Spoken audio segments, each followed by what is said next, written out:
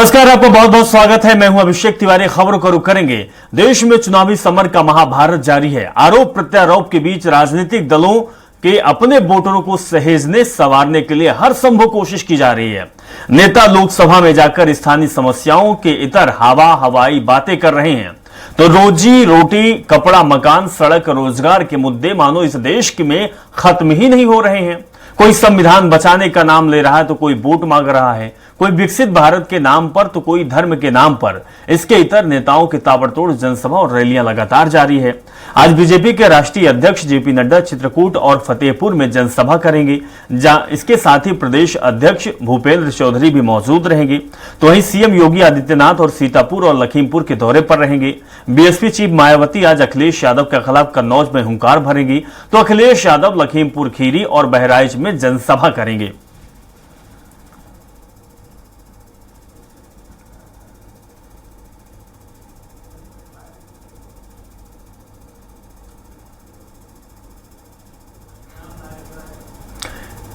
घनश्याम चौरसिया हमारे संवाददाता लखनऊ से लाइव जुड़ गए, उनके पास चलेंगे और जानेंगे किस तरीके का माहौल उत्तर प्रदेश में है। घनश्याम, जिस तरीके से लगातार बड़े नेताओं के ताबड़तोड़ दौरे चल रहे हैं, एक तरफ बीजेपी तो दूसरी तरफ बहुजन समाजवादी पार्टी और कांग्रेस, कोई एक पीछे नहीं है। एक दूसरे पर आरोप प्रत्यारोप की बौछारें हो रही है। घनश्याम, बिल्कुल, उत्तर प्रदेश में तीसरे चरण के बाद तो और भी राजनीतिक दल पूरी तरीके से सक्रिय हो गए हैं, क्योंकि 4 चरण और बचा है देश में चुनाव को, और 4 चरण ही उत्तर प्रदेश में भी बचा है। ऐसे में उत्तर प्रदेश को साधने के लिए कोई भी दल किसी भी तरीके का कोई कोर कसर नहीं छोड़ना चाहती। आज जेपी नड्डा खुद उत्तर प्रदेश के दौरे पे हैं और पूरे दिन उत्तर प्रदेश के दौरे पे रहेंगे। वो फतेहपुर और चित्रकूट में जनसभा को संबोधित करेंगे। वहां जनसभा करने के बाद वो लखनऊ पहुंचेंगे। लखनऊ में एक बड़ा बैठक है, संगठनात्मक बैठक है भारतीय जनता पार्टी का, जिसपे क्लस्टर वाइज यहां पे जितने भी मंत्री विधायक हैं, जितने भी एमएलसी हैं, जितने भी जनप्रतिनिधि हैं, इसके अलावा संगठन के जितने भी पदाधिकारी हैं, उन सभी पदाधिकारियों के साथ पन्ना प्रमुख, बूथ प्रमुख के साथ बैठक करने वाले हैं। इस संगठनात्मक बैठक में आगामी जो चौथे और 5वें चरण का मतदान होना है, उसको लेकर के वो जीत का मंत्र देंगे। जो कोर कसर पिछले 3 चुनावों में, 3 फेज के चुनावों में हुआ है भारतीय जनता पार्टी के साथ, उसको पाटने की कोशिश करेंगे, उसको बराबर करने की कोशिश करेंगे, उस कमियां को खत्म करने की कोशिश करेंगे। तो एक बड़ी बैठक आज 4:30 बजे से भारतीय जनता पार्टी के कार्यालय में जेपी नड्डा के नेतृत्व में होगा। मुख्यमंत्री योगी आदित्यनाथ खुद स्वयं मौजूद रहेंगे इस बैठक में। दोनों डिप्टी चीफ मिनिस्टर भी मौजूद रहेंगे, केशव प्रसाद मौर्य और ब्रजेश पाठक भी मौजूद रहेंगे। इसके अलावा संगठन महामंत्री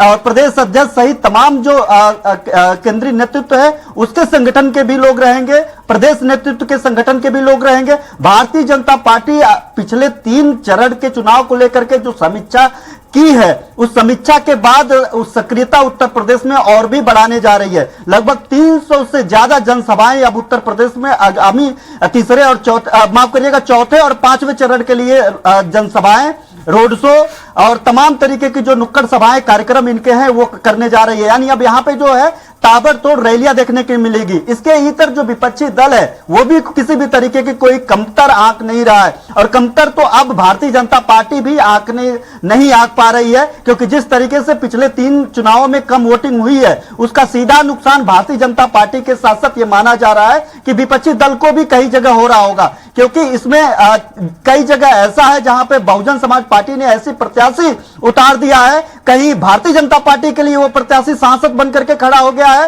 तो कहीं समाजवादी पार्टी के लिए। तो जहां पे कम वोटों से जीत हार का मार्जिन हुआ है, वहां पे बीएसपी का जो तिकड़ी है वो इनको नुकसान पहुंचाते हुए दिख रहा है। तो ऐसे में जो पिछले 3 चरण का मतदान हुआ है, चौथे चरण और 5वें चरण को बेहतर बनाने के लिए अब सभी राजनीतिक दल पूरी तरीके से सक्रिय हो गए हैं। आज लखीमपुर खीरी में अखिलेश यादव और मुख्यमंत्री योगी आदित्यनाथ आमने सामने होंगे। उनका दौरा लखीमपुर खीरी में है और लखीमपुर खीरी में एक जियासी मैदान पे इनकी जनसभा होगी।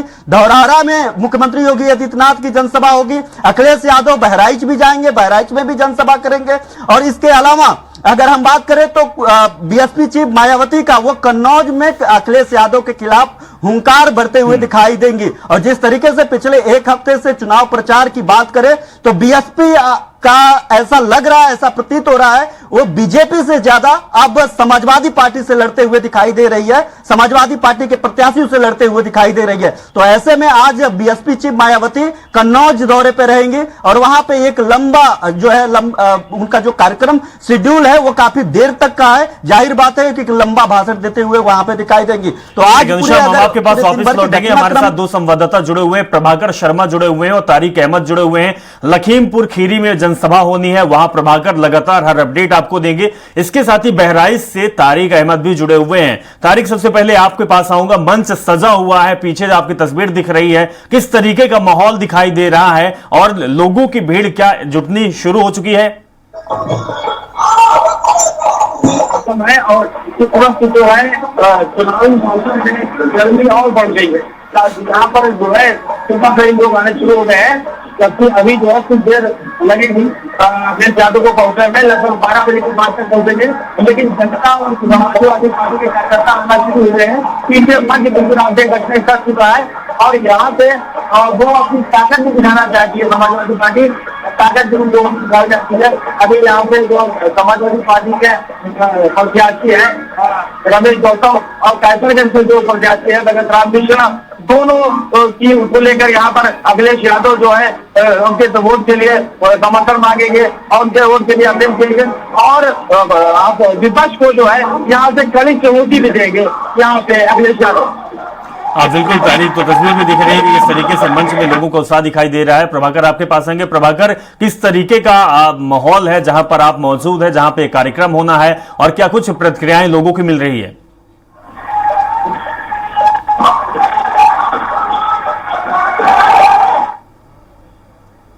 जिन भाइयों की गाड़ी अंदर है वो सभी गाड़ी अपनी जो है गेट के बाहर ले जाए।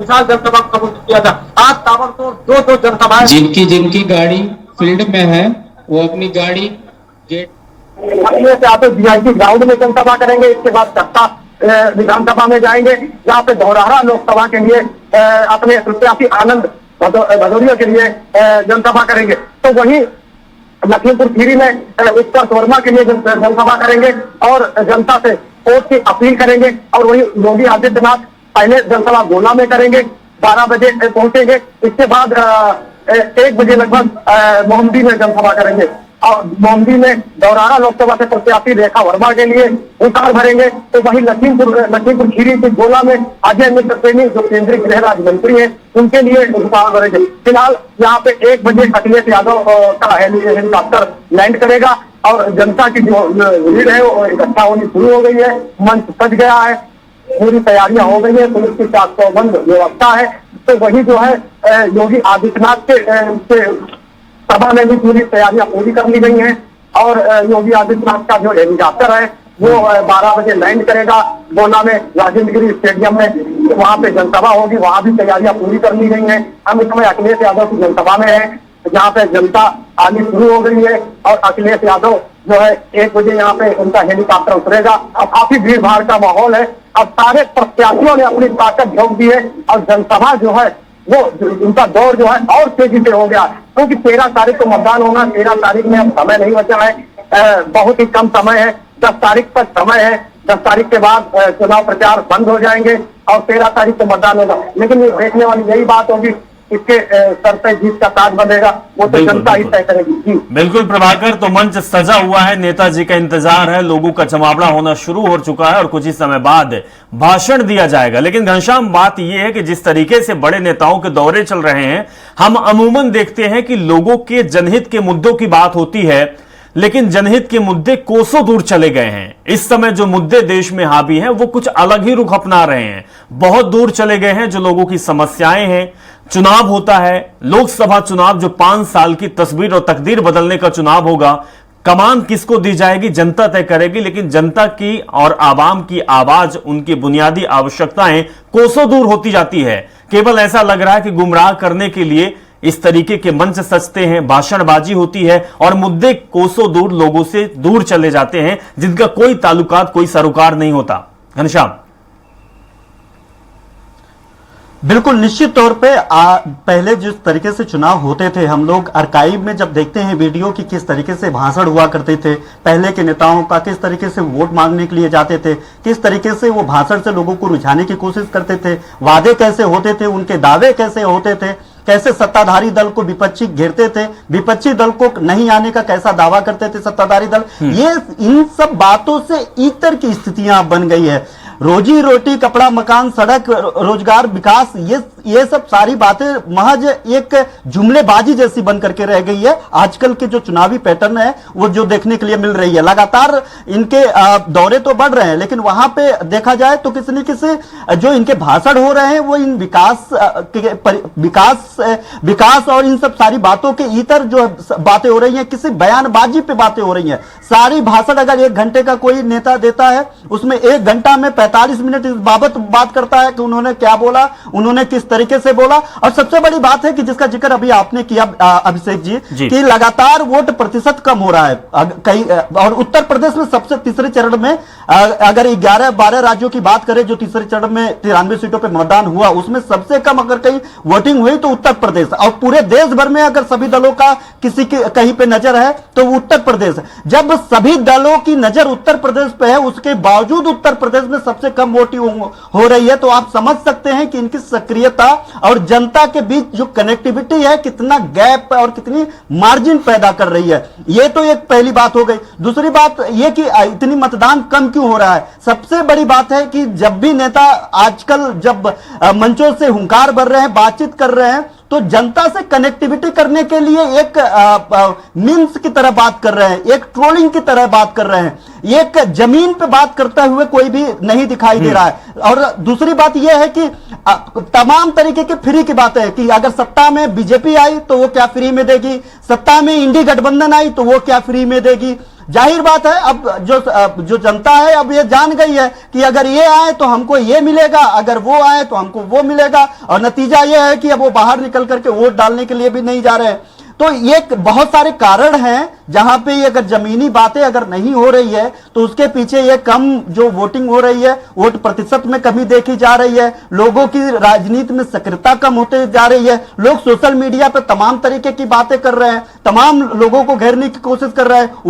वोटिंग के दिन महज 15 मिनट 20 मिनट निकाल करके वोट डालने लेकिन नहीं जा रहे हैं, क्योंकि वो जिस तरीके से स्क्रॉल कर रहे हैं रील की तरह, उसी तरीके से राजनीति को भी स्क्रॉल करते हुए चले जा रहे हैं। लेकिन उनकी सक्रियता भले ही दिख रही है, लेकिन वो जमीन पे नहीं दिख रही है। जैसे नेता जमीन पे नहीं दिख रहा है, वैसे अब जनता भी जमीन पे नहीं दिख रही है। उत्तर प्रदेश की भी कमोबेश यही हालत है कि पूरे देश भर में जो वोटिंग पड़ रही है उसका सीधा असर सबसे ज्यादा अगर असर कहीं दिख रहा है तो वो उत्तर प्रदेश दिख रहा है। जी बहुत अच्छा उदाहरण आपने दिया घनश्याम के, जिस तरीके से रील्स में लोग स्क्रॉल कर रहे हैं, अब नेताओं को भी स्क्रॉल करते हैं, टाइम पास बन चुके हैं। लेकिन जनता को भी समझने की जरूरत है कि आज के समय में केवल वोट डालना एक औपचारिकता नहीं है, बल्कि देश के भविष्य तय करता है आपका एक वोट। बहुत जरूरी है नेताओं को समझना, परखना, और देश की कमान किसको हाथ में देंगे ये आप तय करेंगे। तारीख हम बात करेंगे, बहराइच की बात करेंगे। बहराइच में ऐसे कौन कौन से मुद्दे हैं जो जनता लगातार चाहती है कि इन मुद्दों पर काम होना चाहिए, और आज जब अखिलेश यादव इस जगह पर मंच पर भाषण देंगे तो भाषण में क्या कुछ अलग मिलेगा बहराइच वालों को? तारीख यहाँ पर मुद्दा है वो बड़ी रेल लाइन का है जो बहराइच को लखनऊ भी जोड़ता है। हालांकि इस पे काम और सर्वे शुरू हो चुका है, लेकिन ये बड़ा मुद्दा बहराइच के लिए। दूसरी चीज यहाँ पे भी आएंगे। अभी योगी आदित्यनाथ जो मुद्दे है 2 दिन पहले वो यहाँ से गए हैं, वहाँ पे तो आप जो है आरोप और प्रत्यारोप करो दौर जो है वो जारी रहेगा। अभी आपने सही कहा कि यहाँ पर जो है भाषा और विकास की बात कम होती है, आजकल जो है तो आरोप और प्रत्यारोप ज्यादा होते हैं। तो यहाँ भी वही देखने को मिलेगा, आरोप और प्रत्यारोप, उसका जवाब और उसका सवाल नहीं देखने को मिलेगा। बिल्कुल, आरोप प्रत्यारोप का दौर चालू होगा। प्रभाकर, आपसे जानेंगे, लखीमपुर खीरी में आप मौजूद हैं। किसानों का मुद्दा हावी रहा है इन 5 साल में जो लोकसभा चुनाव के बाद 2019 से 2024 के कार्यकाल मोदी का बीता है। लखीमपुर खीरी सबसे हॉट सीट रही उत्तर प्रदेश की। कहीं इसमें किसानों के हत्याकांड का मामला उठा तो किसानों का आंदोलन भी उठा। क्या ये मुद्दे भी इस बार हावी होंगे? क्या इन मुद्दों को लेकर अखिलेश यादव आज हमलावर होंगे सरकार पर? देखिए, मैं आपको बता दूं, लखीमपुर खीरी जो है रियायती सीट मानी जाती है। यहाँ तक जाते हैं जो बीजेपी के हैं, और उनके बेटे द्वारा किसानों पे गाड़ी चढ़ाने का आरोप लगा था कि उनके बेटे ने किसानों पे गाड़ी चढ़ा दी। वो मुद्दा तो फिलहाल अभी रहता ही है लखीमपुर खीरी में, लेकिन इस मुद्दे का पिछले जो विधानसभा चुनाव था उसमें कोई असर दिखा नहीं था। लेकिन इस बार भी लोकसभा का चुनाव से खुद केंद्रीय गृह राज्य मंत्री लड़ रहे हैं, उन पे ये आरोप भी था। फिलहाल उनका कहीं नाम नहीं है, लेकिन किसानों का जो कहना है कि केंद्रीय गृह राज्य मंत्री जो है वो किसानों के आरोपी हैं, किसानों पे, उनके बेटे ने किसानों पे गाड़ी चढ़ा दी थी, उनको टिकट नहीं मिलना चाहिए था। फिलहाल ये आरोप जो है ये लग रहा है, आरोप प्रत्यारोप यहाँ भी जारी है। बिल्कुल। सबसे और एक है किसानों का मुद्दा जो है लखीमपुर खीरी में, क्योंकि लखीमपुर खीरी को चीनी का कटोरा कहा जाता है, यहाँ किसानों का जो मुद्दा है वो हमेशा हावी रहता है। वरना किसानों का पेमेंट हो और चाहे बेरोजगारी हो, और वरना की तौल जो है टाइम पे, खर्ची ना मिलना टाइम पे, ये किसानों का मुद्दा लखीमपुर खीरी में रहता है। बिल्कुल। तो प्रभाकर, किसान अब किस पर मेहरबान होते हैं? क्या जो 5 साल उनके साथ बीता उसमें विरोध का सुर ईवीएम पर आएगा, बीजेपी के खिलाफ जाएगा, या फिर जो मुद्दे को उठाते रहे विपक्षी दल उनके साथ ही किसान खड़े होंगे? घनश्याम, एक चीज आपसे समझना चाहूंगा कि 2014 का हमने चुनाव देखा, फिर 2019 का चुनाव देखा, मोदी की लहर पूरे प्रदेश और देश में रही। क्या 2024 में वो लहर मौजूद है? क्या 80 में 80 सीट का दावा करने वाली बीजेपी इतनी मजबूत है, या गठबंधन के साथ लोगों को मिलेगा? देखिए, भारतीय जनता पार्टी को पता है कि उसको किस तरीके से किन मुद्दों को लेकर के चुनाव के बीच में जाना है। चाहे वो 400 पार का नारा हो, चाहे 80 में 80 सीटें उत्तर प्रदेश का नारा हो, वो मनोवैज्ञानिक बढ़त बनाना चाहते हैं। विपक्ष पे मनोवैज्ञानिक दबाव बने और उसको इन सब नारों के बीच में उलझा करके रख दिया है। अब सोचिए जरा, आप समझिए छोटी सी बात को लेकर के वो कह रहे हैं कि 400 नहीं आने देंगे, तो विपक्ष ठीक है 50 कम कर देते हैं, 350 आने दीजिए, 300 आने दीजिए, सरकार तो उनकी बन जाएगी। सरकार से बीजेपी को हटाएंगे, इस पे चर्चा की जगह 400 सीटें नहीं आएंगी, इस पे चर्चा, ये चर्चा का विषय पूरे सोशल मीडिया और जनता के बीच में बना करके ये लोग रखे हुए हैं। चलिए, बिल्कुल घनश्याम, तो अब देखना यही होगा कि बीजेपी जिस तरीके से वादे और दावे करती है, क्या वाकई में वो आंकड़े लाकर दिखाएगी। बहुत बहुत शुक्रिया घनश्याम जी। और प्रभाकर, आप हमारे साथ जुड़े। तारिक अहमद, आपका भी बहुत बहुत शुक्रिया। आपने पूरी कहानी बताई कि किस तरीके से माहौल है बहराइच में और किस तरीके से लखीमपुर खीरी में। शुक्रिया।